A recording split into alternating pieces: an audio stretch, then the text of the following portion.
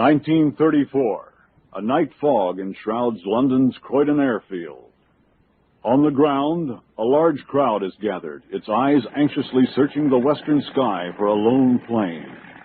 Newspapermen jostle ordinary citizens, and London's bobbies busily struggle to keep the throng away from the tarmac. I say, I haven't seen the airport this crowded in years. Why all the watchful waiting? Joe, don't you read the sheets? Newspapers? No, Rex Maples don't have to read. Well, Maples, if you did, you'd know who's coming in today. Somebody special, eh? I'll say. You ever hear of the Yankee they call the Man of Bronze? No. Well, he's a giant of a chap, with skin and hair the color of metal. That's why they call him the Man of Bronze. And he's got peculiar eyes, golden eyes, they say, with specks in them so they appear to swirl hypnotically. They say no living man has greater strength. Never heard of him. Well, this Bronze Man is one of the world's greatest surgeons. And he's made scientific discoveries your children will read about one day. And his work in aviation... How many blokes you telling me about? One, of course. I think you're joshing me. Listen, a few weeks ago, there was a revolution in Colby, in the Balkans. This Yankee put a stop to it, single-handed. Now he's on his way back to America.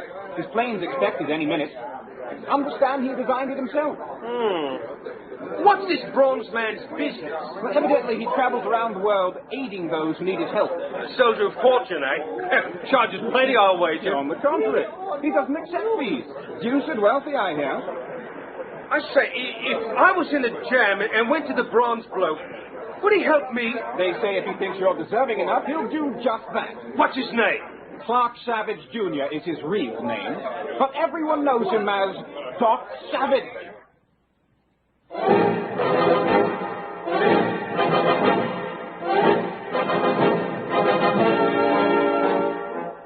Here comes Monk Mayfair, the ape-like chemist. Blazes! Ham Brooks, the sword-wielding lawyer. Take that! Rennie Renwick, the two-fisted engineer. Holy cow! Long Tom Roberts, the adventurous electrical genius. Pipe down, you guys. Johnny Littlejohn, the fighting archaeologist. I'll be super amalgamated. And their leader, the greatest adventure hero of the 1930s, the Man of Bronze, Doc Savage.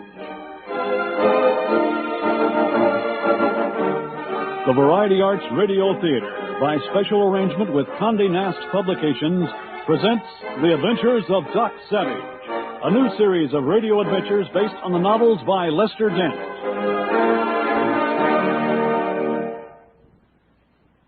Today, The Black Stick, Chapter 1 of the amazing story, The Thousand-Headed Man.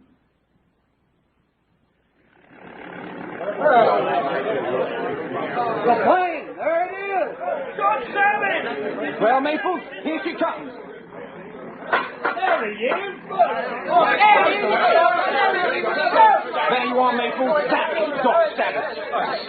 He's the first celebrity I ever saw look as big as his reputation. Say, Savage, how about a statement for the press? There ain't no interviews. We don't go in.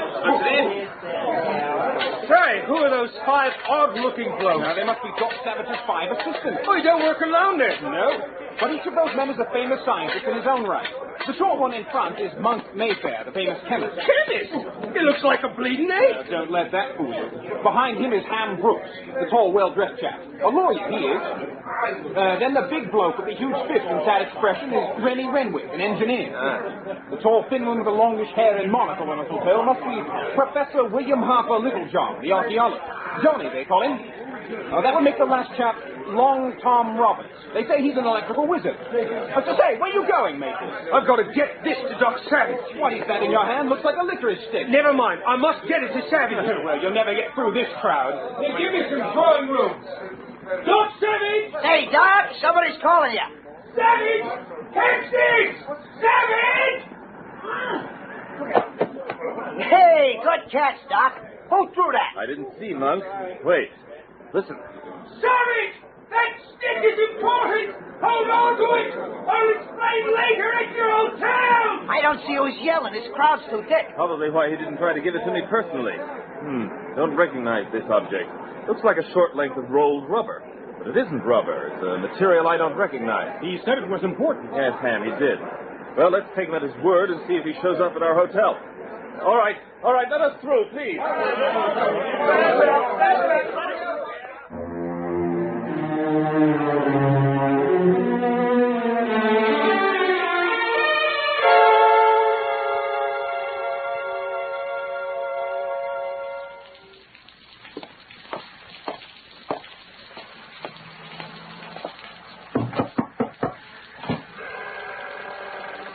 Oh, yes.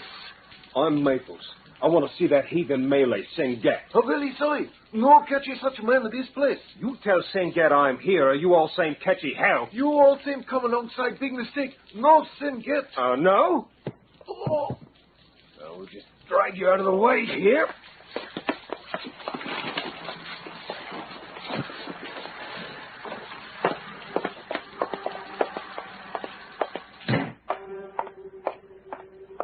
Well, what have we here?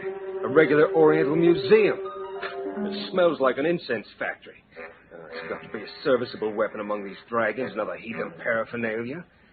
Oh, that sword will do. Now for Sengat.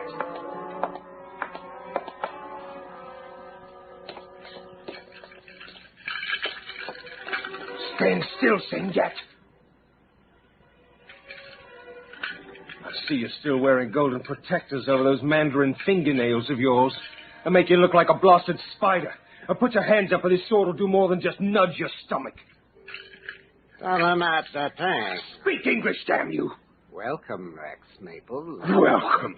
Oh, sure I am. Now, let's just see how well healed you are. What's this? Only one automatic? I was not expecting illustrious visitors. Uh-huh. Ah, what's this? A dagger. That's more like you. Now, let's get down to business. You know what I want, and I know you've got it in a hidden safe somewhere in this smuggler's den of yours. I am importer, not smuggler. Call it what you like. Let's take a look in that safe. Please to remove knife from belly first. Nothing doing. Where's the safe? Behind wall hanging. Please to follow. Right here. Don't touch that tapestry! Let me.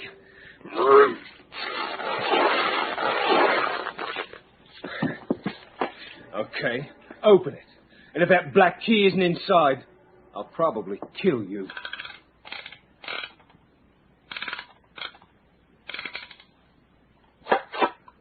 Safe now open. I can see that. Pull out that oilskin packet. Here you are, Maples. Yeah, this is it.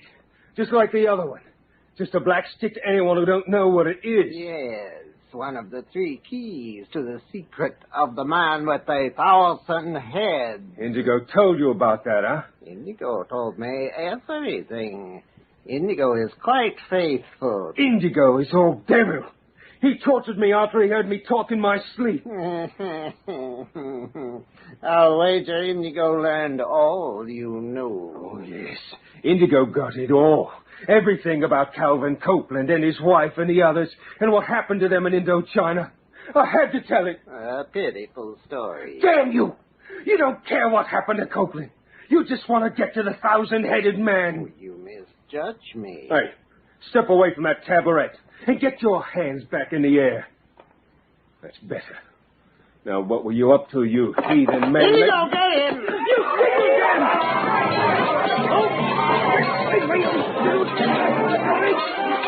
He's outnumbered! Frame him! Frame him!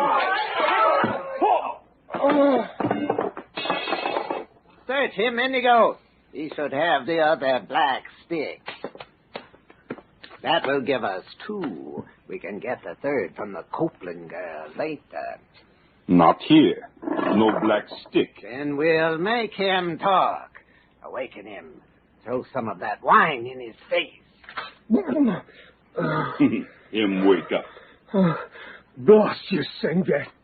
This ain't gonna do you any good. No, not even if Indigo is told to burn the truth from your body as he did before. Maybe so you fella tongue come loose. Indigo! Go heat a poker in the fireplace for Mr. Mason. No, wait. I can't stand to be burned again. Listen, you blokes are something. Torture won't help you get that black stick. No. No, Doc Savage has my black stick. You gave your keys to Doc Savage? Why? Can't you guess? I wanted Savage's help. If any man in the world can save the Copeland expedition, he can. I happened to be at the airport when his plane come in. I threw the stick to him and said I'd meet him at his hotel later. Now, you fella make straight talk. He's telling the truth, Indigo. He's too afraid of being branded to lie. Us fella come alongside damn mess. Doc Savage is devil. I have read of this amazing bronze man, too. He is not one to cross. The papers say he is staying at the Piccadilly House. He has taken the entire top floor for himself and his men. We must recover the 2 remaining sticks. Now, Indigo, take your men and split into 2 groups. One group will go to the Piccadilly House and get the black stick, which is in the hands of the Bronze American.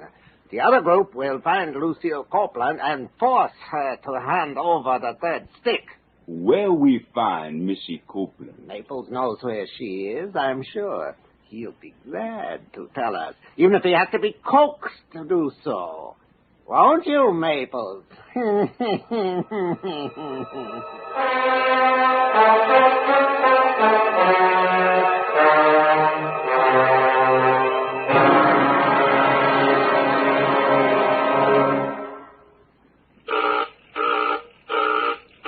Doc.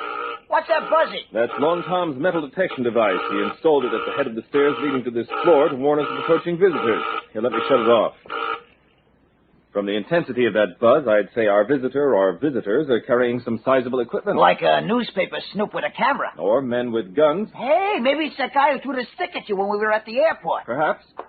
What's all the commotion, Doc? Somebody's paying us a visit, it looks like. I asked Doc, not you, you hairy mistake of nature. Listen, Shyster, why don't you just Monk, go Ham, ahead? stop your quarreling. This is no time for another round in your perpetual feud. Sorry, Doc. Me too. Where are the others? Long Tom and Johnny are taking in the sights. Rennie's keeping an eye on the outer door in case a reporter barges in. And Rennie got it. Hey, sounds like more than one other voice. See if you can catch a glimpse of them through the connecting door, Monk. Right. 3 guys. They look like Indo-Chinese or Malay. I don't see no weapons on them. They're probably hidden. Tell them I'm not here. You want me to fib to them for you? No, you'll be telling the truth.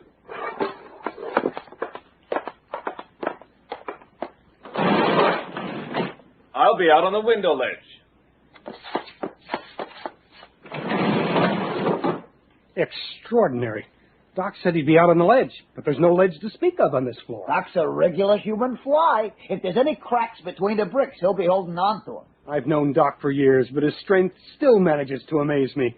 Well, while you're busy being flabbergasted, Shyster, I'll nose you out and see what our funny-looking guests are all about. You fella Doc Savage? No, I'm Rennie, Colonel John Renwick. We like he speaking Doc Savage. Doc just left. Doc Savage, him come back soon. Maybe. What you want with him? Doc Savage got a black stick. Him very much valuable. We come to help watch his stick. The black stick that was tossed to Doc at the airport? I had a hunch that meant trouble. You say you've come here to help us guard a black stick? You catch the idea. Well, what's this all about? Black stick, him very much want by some fella. By who? Very sorry. No can tell. Most man he come to this place by and by. Maybe saw him talk to you, savvy? Huh? Doc Savage belong black stick? You mean, has he got it? Before we spill anything, you guys have got to tell us a story that means something. Who's supposed to have given his stick to Doc Savage? Bossman. What's his name? No can tell. What is this black stick anyway? Looks like rubber, but it isn't. Very sorry. No can tell. We're getting no place fast. I don't know when Doc will be coming back, but give me a minute and I'll check. He might have left a note behind or something. I heard most of what went on, Monk. Good for you, fashion plate. I gotta check with Doc. Hey, Doc, you still out there? Yes, Mom. I ain't getting nothing out of him, Doc. Should I go ahead and scare him anyway? Do that. Give them time to travel a little and then meet me in the lobby. Ham and Rennie are to stay here by the phone. Gotcha. Sorry, boys, I can't find any message from Doc. No telling when he'll be back. What's that? Oh, that? Just my pet pig, habeas corpus. Got him in Arabia. He's a mighty special kind of pig. Knows all sorts of tricks. But it's a funny thing. The Arab I brought him from claimed Habeas had the evil eye, and that awful things happened to guys whenever Habeas looked at him. Of course, there ain't nothing to that story. Pig, looky at us, fella. Oh, he's always sizing up folks like that. All say he must fella come back another time. Have it your way. Yeah, I think they were figuring on waiting for Doc until Habeas showed up. I thought they might, so I signaled Habeas to follow me out and spun that yarn for him. Worked good, too. And now what? Well, Doc says for you and Ham to wait here while we tail that bunch to their boss. Keep an eye on Habeas, will you? Holy cow. Not only am I going to miss out on some fun, but I get stuck with this pig, too.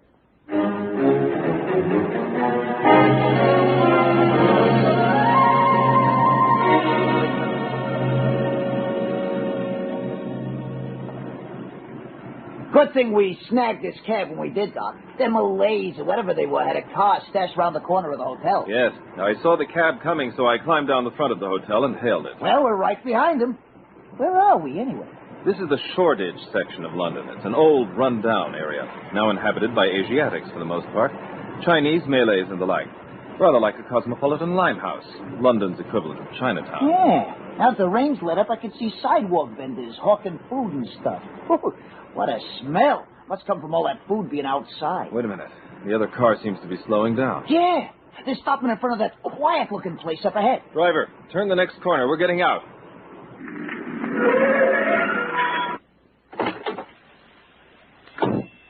Thank you. That's all? So far, so good. Shall we go in and roust them? No, Monk. Let's reconnoiter first. There's no sense barging in and ruining our advantage. First, we'll make sure there's nobody in front of the house. What's that you pulled out of your vest? Collapsible periscope to see around the corner. See anything? There appear to be no guards posted. Follow me.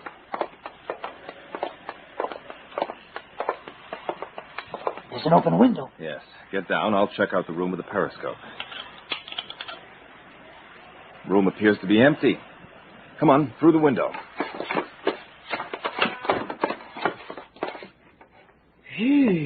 Incense. An oriental junk.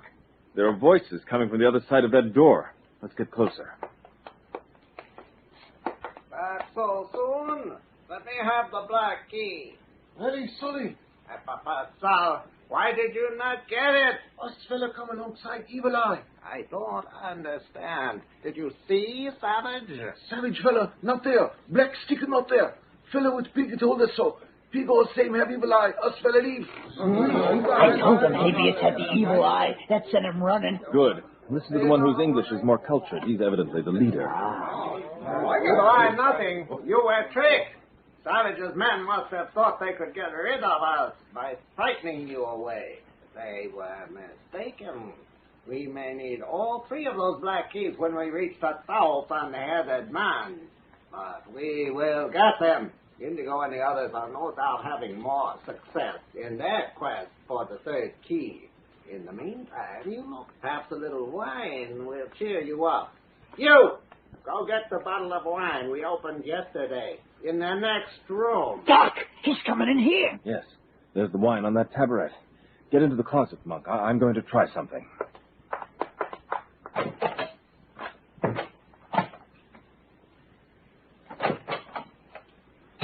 Whew. How do you think you get back to this closet in time? Quiet. Shh. Give him time to get the wine and take it back to the others. All right. Come on.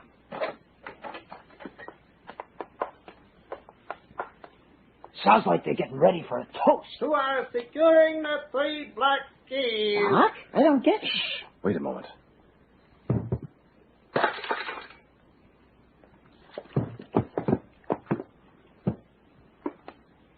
That should do it. Come on. Blazes! They're out cold. What'd you do to them? I poured a small vial of liquid anesthetic into the wine bottle. Had it in my equipment vest. Well, it sure did the trick. Let's find the leader. Probably this one. He's the only one I don't recognize from the bunch at the hotel. Say, look at his fingernail. Yes, he's wearing solid gold finger caps. Among certain merchant classes in the Orient, long fingernails are a sign of wealth. The luxury of avoiding work with one's hands. Well, this guy sure ain't done any work in a long time. These nails are so long they've curved up into talons. Must be 6 inches long. Which is why he wears the gold protectors. Keep them from chipping or breaking. Well, now that we got him, what do we do with him? I think we'll question the leader with some truth serum I have with me. Put him on that couch while I prepare the syringe. Okay. Whew, this bird's heavier than he looks. Must be them dang fingernails. Roll up his sleeve. All set. There. The truth serum should take effect almost instantly. He'll remain unconscious, but he'll be able to hear us and answer our questions. We'll test his reactions by asking his name. What is your name? Name Sengat. Never heard of him. Tell me about the black sticks, Sengat. What are they? Black sticks. Keys. Keys to what? Keys to mystery. What mystery? Mystery of thousand-headed man. Blazes! What is the thousand-headed man? Legend in my country. Tell me about the legend, Sengat. 100 years ago, deep in heart of jungles, Indochina, a large city occupied by prosperous, happy people, very learned. Go on. One day, something walked into the city. Something horrible. So horrible, every man, woman, child fled. Never returned. The city was abandoned? Stands to this day in jungle. No one knows where. Just as built. But legends tell of one who remained. One man left in the city. One left. Thousand-headed man. This is giving me the creeps, Doc. Could he be telling the truth? Why are the 3 black sticks called keys to the thousand-headed man? For centuries, all who go near thousand-headed man die. Keys may be charmed. Ward off death. With much money. Must get keys. My man gets the 3rd. Who has the 3rd key? Indigo. And my man, by now. What do you mean, by now? Indigo went to Lucille Copeland. Girl has the key. Give it to Maples. Maples with Indigo. Maples? Who the blazes is Maples? Could I help the girl if I went to her now? Maybe. What is her address? Regent's Park, number 90, Wallabout Street. We better move fast, Doc. Right, but we'd first better tie up Sengat and his men. They won't be unconscious more than an hour or so. Those wall hangings should make dandy ropes. Good enough, Monk. Then we have to hurry. Lucille Copeland's life is unquestionably in danger.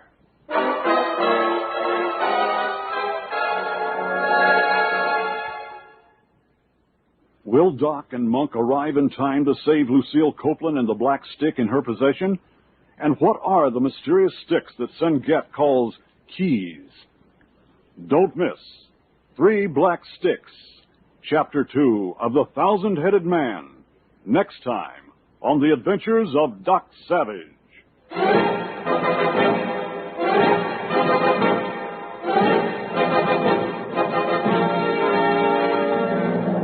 The Thousand-Headed Man was written by Lester Dent and adapted for radio by Will Murray. Featured in the cast were Daniel Chodos, Robert Towers, Bill Ratner, Bob Farley, Art Dutch, Michael McConaughey, Douglas Kohler, and William Irwin. Also heard were Glenn Shaddix, Scott McKenna, and Bob Lyons. Sound effects were created by David Surtees, assisted by Jerry Williams. Production assistance by Samantha Kimmel and Doris Christie. Engineering by Denny King.